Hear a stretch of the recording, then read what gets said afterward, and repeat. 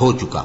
اللہ اس گناہ کو نہیں بخشے گا کہ کسی کو اس کا شریک بنایا جائے، اور اس کے سوا اور گناہ جس کو چاہے معاف کر دے، اور جس نے اللہ کا شریک مقرر کیا اس نے بڑا بہتان باندھا۔ کیا تم نے ان لوگوں کو نہیں دیکھا جو اپنے آپ کو پاکیزہ کہتے ہیں؟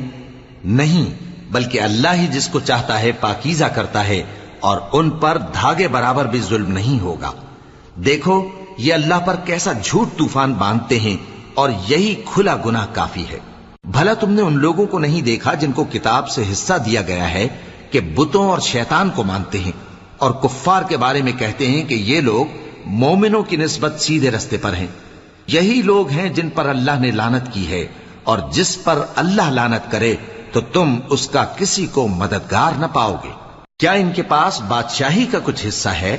اس صورت میں تو یہ لوگوں کو تل برابر بھی نہ دیں گے، یا جو اللہ نے لوگوں کو اپنے فضل سے